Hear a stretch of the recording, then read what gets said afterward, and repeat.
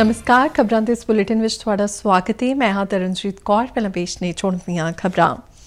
ਅਧਿਆਪਕ ਦਿਵਸ ਮੌਕੇ ਰਾਸ਼ਟਰਪਤੀ ਦ੍ਰੋਪਦੀ ਮੁਰਮੂ ਵੱਲੋਂ ਦੇਸ਼ ਭਰ ਵਿੱਚ ਚੁਣੇ ਗਏ 75 ਅਧਿਆਪਕ ਰਾਸ਼ਟਰੀ ਪੁਰਸਕਾਰ 2023 ਨਾਲ ਸਨਮਾਨਿਤ। ਵਿਦਿਆਰਥੀਆਂ ਦੇ ਸਰਬਪੱਖੀ ਵਿਕਾਸ ਲਈ ਅਧਿਆਪਕਾਂ ਨੂੰ ਹੋਰ ਮਿਹਨਤ ਕਰਨ ਦਾ ਦਿੱਤਾ ਸੱਦਾ।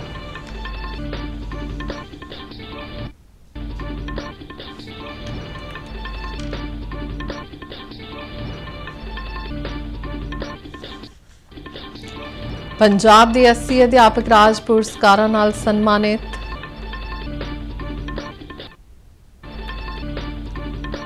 प्रधानमंत्री नरेंद्र मोदी का इंडोनेशिया का 2 दिना दौरा कल तो। केंद्रीय सूचना ते प्रसारण मंत्री अनुराग सिंह ठाकुर ने G20 सम्मेलन तो पहला IDPO कंपलैक्स विच कौमांतरी मीडिया सेंटर दीआं तैयारियां दा कीता मुआयना। ते केंद्रीय पेट्रोलियम मंत्री हरदीप सिंह पुरी ने अमृतसर विच मेरी माटी मेरा देश प्रोग्राम विच कीती शिरकत। ते हुण खबरां विस्तार नाल। देश भर में अज अध्यापक दिवस मनाया जा रहा है। यह दिन देश के दूजे राष्ट्रपति सर्वपल्ली राधाकृष्णन की जयंती मौके हर साल 5 सितंबर को मनाया जाता है। इस संबंध में मुख्य समागम नवी दिल्ली के विज्ञान भवन में होया। राष्ट्रपति द्रौपदी मुर्मू ने देश भर तो चुने गए 75 अध्यापकों को राष्ट्रीय अध्यापक पुरस्कार 2023 नाल सन्मानित किया। इस पुरस्कार का घेरा वधाउंदे हुए इस साल तो उच्च सिक्ख्या विभाग के 13 और हुनर विकास की उद्यमता मंत्रालय के 12 अध्यापकों को भी शामिल किया गया है। पंजाब के सीनियर सैकेंडरी स्कूल छपाड़ जिला लुधियाना के अध्यापक अमृतपाल सिंह को भी राष्ट्रपति ने सन्मानित किया। अमृतपाल सिंह ने अपने स्कूल में पंजाब पहला कंप्यूटर पार्क तैयार किया सी। CSISE नाल संबंधित सतपाल मित्तल स्कूल लुधियाना की अध्यापिका भुपिंदर गोगिया को भी राष्ट्रीय सम्मान दिता गया। गोगिया बच्चों के चरित्र निर्माण में चौखा योगदान दे रहे हैं।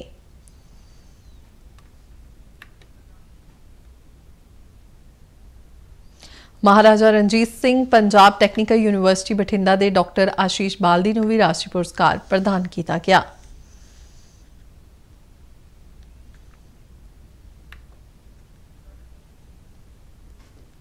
समागम ਨੂੰ ਸੰਬੋਧਨ ਕਰਦਿਆਂ ਰਾਸ਼ਟਰਪਤੀ ਦ੍ਰੌਪਦੀ ਮੁਰਮੂ ਨੇ ਕਿਹਾ ਕਿ ਅੱਜ ਦੇ ਦਿਨ ਵਿਦਿਆਰਥੀ ਜੀਵਨ ਦੀ ਯਾਦ ਆਉਂਦੀ ਹੈ ਤੇ ਨਾਲ ਹੀ ਅਸੀਂ ਆਪਣੇ ਅਧਿਆਪਕਾਂ ਨੂੰ ਯਾਦ ਕਰਦੇ ਹਾਂ।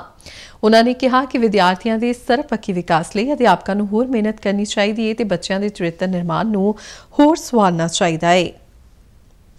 महान शिक्षाविद और साधारण शिक्षक और भारत के पूर्व राष्ट्रपति डॉक्टर सर्वपल्ली राधाकृष्णन की आज जयंती मनाए जा रहे हैं। ये चाहते थे कि उनके जन्मदिन को शिक्षक दिवस के रूप में मनाया जाए। उस श्रेष्ठ विचारक और शिक्षक की पावन स्मृति को मैं सादर नमन करती हूँ। समागम में केंद्रीय सिक्ख्या मंत्री धर्मेंद्र प्रधान सिक्ख्या उद्यमता नाल जुड़े उच्च अधिकारी भी मौजूद सन। पंजाब के मुख्यमंत्री भगवंत मान ने कहा कि अध्यापक कौम के निर्माता वजों जाने जाते हैं। अध्यापकों के नाल विद्यार्थियों लिए स्कूलों में सिक्ख्या वास्ते साजगार माहौल सिरजिया जा रहा है। उन्होंने कहा कि सरकारी स्कूलों में मापे अध्यापक मिलने का ही नतीजा है कि हुण मापे अपने बच्चों को निजी स्कूलों की बजाय सरकारी स्कूलों में दाखिल करवाउण लगे ने। सिक्ख्या मंत्री हरजोत सिंह बैंस ने कौमी अध्यापक दिवस मौके राज्य सरकार वालों सन्मानित सारे अध्यापकों को बधाई दी ते आस प्रगटाई कि सन्मान प्राप्त करने वाले अध्यापक दूसरे अध्यापकों लिए चानन मुनारा बनणगे। इस मौके मुख्यमंत्री ते सिक्ख्या मंत्री हरजोत सिंह बैंस ने सूबे के 80 अध्यापकों को राज पुरस्कार नाल सन्मानित किया। 54 अध्यापकों को अध्यापक राज पुरस्कार, 11 अध्यापकों को यंग टीचर अवार्ड, 10 अध्यापकों को प्रबंधकीय अवार्ड और 5 अध्यापकों को विशेष सम्मान दिए गए। प्रधानमंत्री नरेंद्र मोदी 20वें आसियान भारत शिखर सम्मेलन और 18वें पूर्वी एशिया शिखर सम्मेलन में हिस्सा लैण लई कल तो इंडोनेशिया की 2 दिन की यात्रा ते रहणगे। दोवें शिखर सम्मेलनां दा आयोजन आसियान के मौजूदा प्रधान इंडोनेशिया ने जकार्ता विच कीता है। पिछले साल भारत आसियान संबंधां दे व्यापक रणनीतिक भागीदारी विच बदलण मगरों यह पहला शिखर सम्मेलन होवेगा। सम्मेलन दौरान भारत आसियान संबंधां की प्रगति की समीक्षा की जाएगी और भविष्य में सहयोग की रूपरेखा तय की जाएगी। पूर्वी एशिया शिखर सम्मेलन आसियान देशों ते इसके 8 भाईवाल देशों के नेतावां वास्ते खेतरी और कौमांतरी महत्व के मुद्दों ते विचार वटांदरा करन दा मौका होवेगा। ਕੇਂਦਰੀ ਸੂਚਨਾ ਤੇ ਪ੍ਰਸਾਰਣ ਮੰਤਰੀ ਅਨੁਰਾਗ ਸਿੰਘ ਠਾਕੁਰ ਨੇ ਕਿਹਾ ਕਿ G20 ਦੀ ਪ੍ਰਧਾਨਗੀ ਭਾਰਤ ਲਈ ਮਾਣ ਵਾਲਾ ਪਲ ਹੈ। ਉਨ੍ਹਾਂ ਨੇ ਅੱਜ G20 ਸੰਮੇਲਨ ਤੋਂ ਪਹਿਲਾਂ ITPO ਕੰਪਲੈਕਸ ਵਿੱਚ ਕੌਮਾਂਤਰੀ ਮੀਡੀਆ ਸੈਂਟਰ ਦੀਆਂ ਤਿਆਰੀਆਂ ਦਾ ਮੁਆਇਨਾ ਕੀਤਾ। ਅਨੁਰਾਗ ਸਿੰਘ ਠਾਕੁਰ ਨੇ ਕਿਹਾ ਕਿ ਇੱਕ ਧਰਤੀ, ਇੱਕ ਪਰਿਵਾਰ, ਇੱਕ ਭਵਿੱਖ ਦੇ ਦ੍ਰਿਸ਼ਟੀਕੋਣ ਨੂੰ ਲੈ ਕੇ ਅਸੀਂ G20 ਦਾ ਆਯੋਜਨ ਕਰ ਰਹੇ ਹਾਂ। ਉਨ੍ਹਾਂ ਦੱਸਿਆ ਕਿ ਹੁਣ ਤੱਕ ਦੇਸ਼ ਦੇ 60 ਸ਼ਹਿਰਾਂ ਵਿੱਚ G20 ਦੀਆਂ 200 ਤੋਂ ਵੱਧ ਬੈਠਕਾਂ ਹੋਈਆਂ ਨੇ, ਜਿਨ੍ਹਾਂ ਵਿੱਚ ਕਈ ਕੌਮਾਂਤਰੀ ਪ੍ਰਤੀਨਿਧੀਆਂ ਨੇ ਹਿੱਸਾ ਲਿਆ ਹੈ। ਦਿੱਲੀ ਵਿੱਚ 78 ਥਾਵਾਂ ਤੇ UHD ਅਤੇ 4K ਕੈਮਰੇ ਲਗਾਏ ਗਏ ਨੇ। ਉਨ੍ਹਾਂ ਦੱਸਿਆ ਕਿ ਪ੍ਰੈਸ ਕਾਨਫਰੰਸ ਲਈ ਅਜਿਹਾ ਹਾਲ ਬਣਾਇਆ ਗਿਆ ਹੈ ਜਿਸ ਵਿੱਚ 50 ਤੋਂ 300 मीडिया कर्मी बैठ सकते हैं। इस बार G20 की अध्यक्षता में भारत के पास अवसर है अपनी कला, संस्कृति, साहित्य और नए भारत को दिखाने का।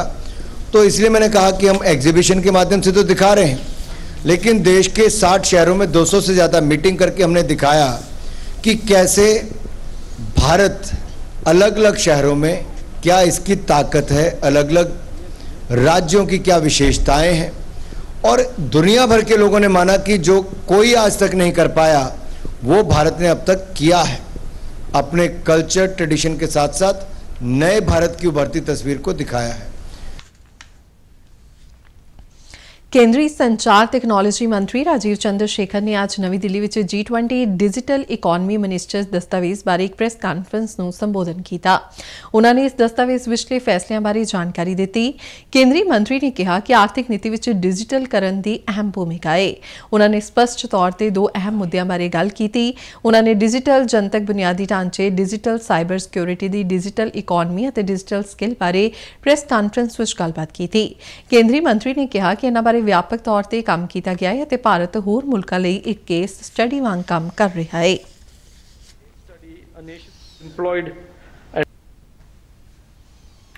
India is now a case study, a nation that has employed and deployed technological tools for progress and growth. And this is increasingly being seen by countries that have lagged behind as a way to follow India's lead, taking the India DPI, an open source digital infrastructure, and using this to create the same impact that India has. India in particular has already signed 8 MOUs where the India stack and the India DPI will be made available free of cost, open source, for countries that have signed the MOUs to implement in their own countries and to create their own ecosystems of innovation and developers that support their DPIs.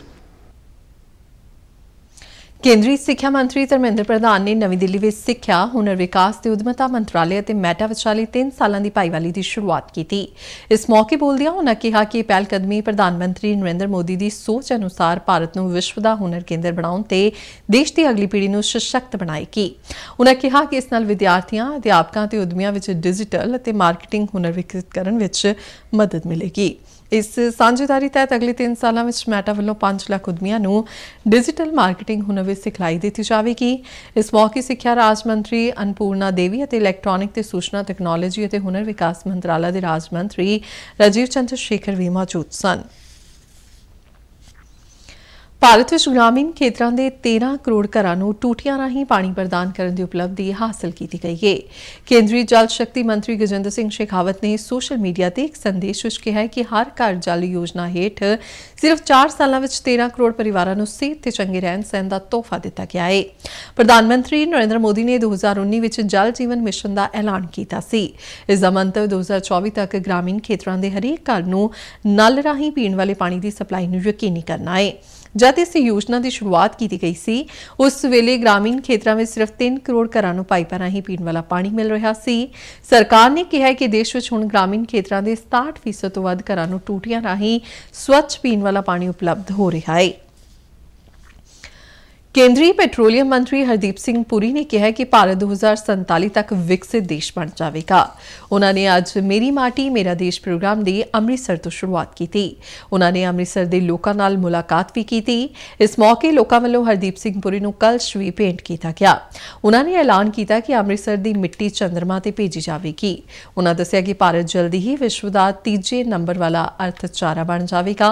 ਇਸ ਤੋਂ ਪਹਿਲਾਂ ਉਨ੍ਹਾਂ ਨੇ ਸ਼੍ਰੀ ਹਰਿਮੰਦਰ ਸਾਹਿਬ ਵਿਖੇ ਮੱਥਾ ਟੇਕਿਆ ਤੇ ਸਰਬੱਤ ਦੇ ਭਲੇ ਦੀ ਅਰਦਾਸ ਕੀਤੀ। ਗੁਰੂ ਦੀ ਨਗਰੀ ਆਉਣ ਦਾ ਮੌਕਾ ਮਿਲਿਆ। ਤੋ ਇੱਥੋਂ ਦੀ ਜਿਹੜੀ ਮਾਟੀ ਹੈ ਉਹਨੂੰ ਲਿਜਾ ਕੇ ਕਲਸ਼ 'ਚ ਕਰਤਵਯ ਪਥ 'ਚ ਦੇਸ਼ ਭਰ ਤੋਂ ਮੇਰੀ ਤੇ ਡਿਊਟੀ ਲੱਗੀ ਇੱਥੇ ਆਉਣ ਦੀ। ਬਾਕੀ ਪਾਰਟੀ ਦੇ ਤਰਫੋਂ ਸਾਡੇ ਬਾਕੀ ਸਾਰੇ ਮੰਤਰੀ ਮੰਡਲ ਦੇ ਮੇਰੇ ਸਾਥੀ ਨੇ, ਸਾਡੇ ਬਾਕੀ MP ਸਾਹਿਬਾਨ ਨੇ, ਸਾਰੇ ਇਹੋ ਜਿਹੇ ਪ੍ਰੋਗਰਾਮ ਵਿੱਚ ਇਹ ਕੁਝ ਦਿਨ ਚੱਲੇਗਾ।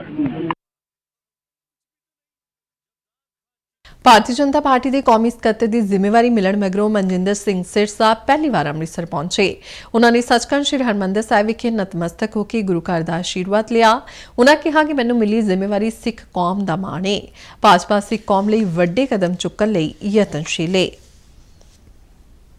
ਭਾਰਤੀ ਜਨਤਾ ਪਾਰਟੀ ਦੇ ਕੌਮੀ ਬੁਲਾਰੇ ਜੈਵੀਰ ਸ਼ੇਰਗਿਲ ਨੇ ਇਲਜ਼ਾਮ ਲਗਾਇਆ ਕਿ ਪੰਜਾਬ ਦੀ ਆਪ ਸਰਕਾਰ ਵੱਲੋਂ ਅਜਿਹੇ ਫੈਸਲੇ ਲਏ ਗਏ ਨੇ ਜੋ ਉਦਯੋਗਿਕ ਖੇਤਰ ਲਈ ਬਹੁਤ ਨੁਕਸਾਨਦੇਹ ਨੇ। ਉਨ੍ਹਾਂ ਇਹ ਵੀ ਕਿਹਾ ਕਿ ਅਮਨ ਕਾਨੂੰਨ ਦੀ ਵਿਗੜਦੀ ਸਥਿਤੀ ਅਤੇ ਸਨਅਤ ਵਿਰੋਧੀ ਫੈਸਲਿਆਂ ਕਾਰਨ ਸੂਬੇ ਦੇ ਸਨਅਤਕਾਰ ਦੂਜੇ ਸੂਬਿਆਂ ਵਿੱਚ ਜਾਣ ਦੀ ਤਿਆਰੀ ਵਿੱਚ ਨੇ। ਚੰਡੀਗੜ੍ਹ ਤੋਂ ਜਾਰੀ ਇੱਕ ਬਿਆਨ ਵਿੱਚ ਜੈਵੀਰ ਸ਼ੇਰਗਿਲ ਨੇ ਕਿਹਾ ਕਿ ਸਰਕਾਰ ਪੰਜਾਬ ਦੀ ਸਨਅਤ ਨੂੰ ਭਿਆਨਕ ਝਟਕੇ ਦੇ ਰਹੀ ਹੈ। ਉਨ੍ਹਾਂ ਕਿਹਾ ਕਿ ਸੱਤਾ ਵਿੱਚ ਆਉਣ ਤੋਂ ਪਹਿਲਾਂ ਆਪ ਨੇ ਸਨਅਤੀ ਭਾਈਚਾਰੇ ਨਾਲ ਇੰਸਪੈਕਟਰੀ ਰਾਜ ਖਤਮ ਕਰਨ ਦਾ ਵਾਅਦਾ ਕੀਤਾ ਸੀ, ਪਰ ਸੱਤਾ ਸੰਭਾਲਣ ਤੋਂ ਬਾਅਦ ਉਹ ਇਸ ਵਾਅਦੇ ਨੂੰ ਸੌਖਿਆਂ ਹੀ ਭੁੱਲ ਗਏ ਨੇ। ਅਧਿਆਪਕ ਦਿਵਸ ਨੂੰ ਸਮਰਪਿਤ ਨਹਿਰੂ ਯੁਵਾ ਕੇਂਦਰ ਅਤੇ ਜਲ ਕਲਿਆਣ ਸੋਸ਼ਲ ਵੈਲਫੇਅਰ ਸੁਸਾਇਟੀ ਵੱਲੋਂ ਜ਼ਿਲ੍ਹਾ ਪੱਧਰੀ ਯੁਵਾ ਸੰਵਾਦ ਭਾਰਤ @2047 ਮਨਾਇਆ ਗਿਆ। ਸਮਾਗਮ ਦੀ ਪ੍ਰਧਾਨਗੀ ਡੇਵੀਏਟ ਕਾਲਜ ਦੇ ਪ੍ਰਿੰਸੀਪਲ ਸੰਜੀਵ ਨਵਲ ਨੇ ਕੀਤੀ। ਵਿਦਿਆਰਥੀਆਂ ਨੇ ਭਾਰਤ ਦੀ ਆਜ਼ਾਦੀ ਦੇ ਮਹਾਪੁਰਸ਼ਾਂ ਸੰਬੰਧੀ ਆਪਣੇ ਵਿਚਾਰ ਪ੍ਰਗਟ ਕੀਤੇ। ਜੇਤੂ ਰਹਿਣ ਵਾਲੇ ਵਿਦਿਆਰਥੀਆਂ ਨੂੰ ਸਨਮਾਨਿਤ ਵੀ ਕੀਤਾ ਗਿਆ। ਸਮਾਗਮ ਵਿੱਚ ਹੋਰਨਾਂ ਤੋਂ ਇਲਾਵਾ ਰੀਜਨਲ ਪ੍ਰੋਗਰਾਮ ਡਾਇਰੈਕਟਰ ਸੀਮਾ ਸੋਨੀ ਮੁੱਖ ਮਹਿਮਾਨ ਵਜੋਂ ਸ਼ਾਮਲ ਹੋਏ। ਸੁਸਾਇਟੀ ਦੇ ਪ੍ਰਧਾਨ ਕੀਰਤੀ ਕਾਂਤ ਕਲਿਆਣ ਨੇ ਪ੍ਰੋਗਰਾਮ ਨੂੰ ਸਫਲ ਬਣਾਉਣ ਲਈ ਸਭ ਦਾ ਧੰਨਵਾਦ ਕੀਤਾ। ਸ਼੍ਰੀ ਕ੍ਰਿਸ਼ਨ ਜਨਮ ਅਸ਼ਟਮੀ ਦੀਆਂ ਤਿਆਰੀਆਂ ਪੂਰੇ ਜ਼ੋਰਾਂ ਤੇ ਚੱਲ ਰਹੀਆਂ ਨੇ। ਇਸ ਸੰਬੰਧ ਵਿੱਚ ਵੱਖ-ਵੱਖ ਮੰਦਿਰਾਂ ਨੂੰ ਖਾਸ ਤੌਰ ਤੇ ਸਜਾਇਆ ਗਿਆ ਹੈ। ਪੰਜਾਬ ਦੇ ਕਈ ਸ਼ਹਿਰਾਂ ਵਿੱਚ ਸ਼ੋਭਾ ਯਾਤਰਾਵਾਂ ਸਜਾਈਆਂ ਗਈਆਂ। ਫਗਵਾੜਾ ਵਿਖੇ ਸਜਾਈ ਗਈ ਸ਼ੋਭਾ ਯਾਤਰਾ ਵਿੱਚ ਸ਼ਰਧਾਲੂ ਭਾਰੀ ਗਿਣਤੀ ਵਿੱਚ ਸ਼ਾਮਲ ਹੋਏ। ਸ਼ੋਭਾ ਯਾਤਰਾ ਵਿੱਚ ਵੱਖ-ਵੱਖ ਸਿਆਸੀ, ਸਮਾਜਿਕ ਤੇ ਧਾਰਮਿਕ ਜਥੇਬੰਦੀਆਂ ਨੇ ਵੀ ਵੱਧ ਚੜ੍ਹ ਕੇ ਹਿੱਸਾ ਲਿਆ।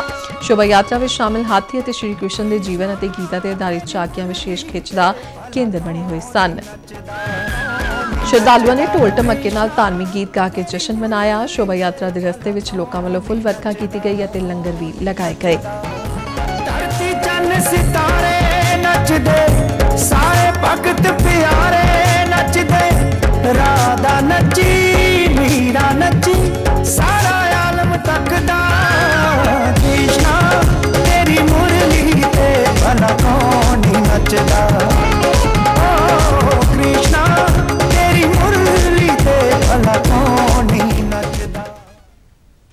ਪੰਜਾਬ ਦੇ ਵਿੱਤ ਮੰਤਰੀ ਹਰਪਾਲ ਸਿੰਘ ਚੀਮਾ ਨੇ ਕਿਹਾ ਕਿ ਵਿੱਤੀ ਸਾਲ 23-24 ਦੇ ਪਹਿਲੇ 5 ਮਹੀਨਿਆਂ ਵਿੱਚ GST ਵਿੱਚ 28.2% ਦਾ ਵਾਧਾ ਦਰਜ ਕੀਤਾ ਗਿਆ ਹੈ।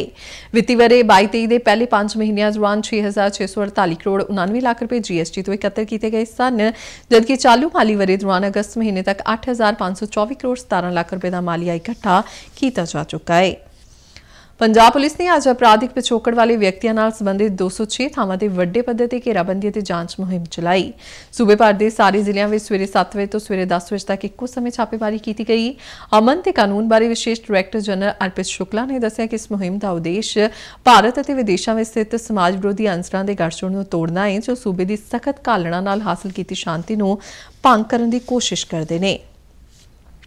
ICC ਵਰਲਡ ਕੱਪ ਲਈ 15 ਮੈਂਬਰੀ ਭਾਰਤੀ ਕ੍ਰਿਕਟ ਟੀਮ ਦਾ ਐਲਾਨ ਕੀਤਾ ਗਿਆ ਹੈ। ਇਹ ਐਲਾਨ ਅੱਜ ਨਵੀਂ ਦਿੱਲੀ ਵਿੱਚ ਮੁੱਖ ਚੋਣਕਰਤਾ ਅਜੀਤ ਅਗਰਕਰ ਤੇ ਰੋਹਿਤ ਸ਼ਰਮਾ ਦੀ ਮੌਜੂਦਗੀ ਵਿੱਚ ਕੀਤਾ ਗਿਆ। ICC ਵਰਲਡ ਕੱਪ ਅਕਤੂਬਰ ਮਹੀਨੇ ਵਿੱਚ ਭਾਰਤ ਵਿੱਚ ਖੇਡਿਆ ਜਾਣਾ ਹੈ। ਰੋਹਿਤ ਸ਼ਰਮਾ ਨੂੰ ਕਪਤਾਨ ਤੇ ਹਾਰਦਿਕ ਪਾਂਡਿਆ ਨੂੰ ਉਪ ਕਪਤਾਨ ਬਣਾਇਆ ਗਿਆ ਹੈ। ਟੀਮ ਦੇ ਹੋਰਨਾਂ ਮੈਂਬਰਾਂ ਵਿੱਚ ਸ਼ੁਭਮਨ ਗਿੱਲ, ਵਿਰਾਟ ਕੋਹਲੀ, ਸ਼੍ਰੇਯਸ ਅਈਅਰ, ਇਸ਼ਾਨ ਕਿਸ਼ਨ, ਸੂਰਿਆ ਕੁਮਾਰ ਯਾਦਵ ਤੇ KL ਰਾਹੁਲ ਵੀ ਸ਼ਾਮਲ ਨੇ। ਜਸਪ੍ਰੀਤ ਬੁਮਰਾਹ, ਰਵਿੰਦਰ ਜਡੇਜਾ, ਸ਼ਾਰਦੁਲ ਠਾਕੁਰ, ਕੁਲਦੀਪ ਯਾਦਵ, ਅਕਸ਼ਰ ਪਟੇਲ, ਮੁਹੰਮਦ ਸ਼ਾਮੀ ਤੇ ਮੁਹੰਮਦ ਸਿਰਾਜ ਨੂੰ ਵੀ ਟੀਮ ਵਿੱਚ ਥਾਂ ਦਿੱਤੀ ਗਈ ਹੈ। ਖਬਰਾਂ ਦੇ ਬੁਲੇਟਿਨ ਸਾਡੇ ਦਰਸ਼ਕ ਕਾਰਨਯੂ DDK ਜਲੰਧਰ ਦੇ YouTube ਚੈਨਲ, Facebook ਪੇਜ ਅਤੇ Twitter ਹੈਂਡਲ ਤੇ ਵੀ ਵੇਖ ਸਕਦੇ ਨੇ। ਤੇ ਬੁਲੇਟਿਨ ਦੇ ਅਖੀਰ ਵਿੱਚ ਚੋਣਵੀਆਂ ਖਬਰਾਂ ਇੱਕ ਵਾਰ ਫਿਰ ਤੋਂ। ਅਧਿਆਪਕ ਦਿਵਸ ਮੌਕੇ ਰਾਸ਼ਟਰਪਤੀ ਦ੍ਰੌਪਦੀ ਮੁਰਮੂ ਵੱਲੋਂ ਦੇਸ਼ ਭਰ ਵਿੱਚ ਚੁਣੇ ਗਏ 75 ਅਧਿਆਪਕ ਰਾਸ਼ਟਰੀ ਪੁਰਸਕਾਰ 2023 ਨਾਲ ਸਨਮਾਨਿਤ। ਵਿਦਿਆਰਥੀਆਂ ਦੇ ਸਰਬਪੱਖੀ ਵਿਕਾਸ ਲਈ ਅਧਿਆਪਕਾਂ ਨੂੰ ਹੋਰ ਮਿਹਨਤ ਕਰਨ ਦਾ ਦਿੱਤਾ ਸੱਦਾ।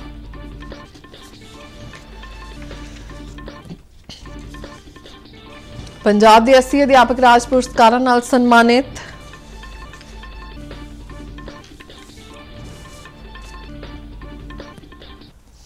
प्रधानमंत्री नरेंद्र मोदी का इंडोनेशिया का 2 दिना दौरा कल तो। केंद्रीय सूचना ते प्रसारण मंत्री अनुराग सिंह ठाकुर ने G20 सम्मेलन तो पहला IDPO कंपलैक्स विच कौमांतरी मीडिया सेंटर दीआं तैयारियां दा कीता मुआयना। ते केंद्रीय पेट्रोलियम मंत्री हरदीप सिंह पुरी ने अमृतसर विच मेरी माटी मेरा देश प्रोग्राम विच कीती शिरकत। ते इस नाल ही खबरां दा बुलेटिन खत्म हुंदा है। इजाजत दिओ, नमस्कार।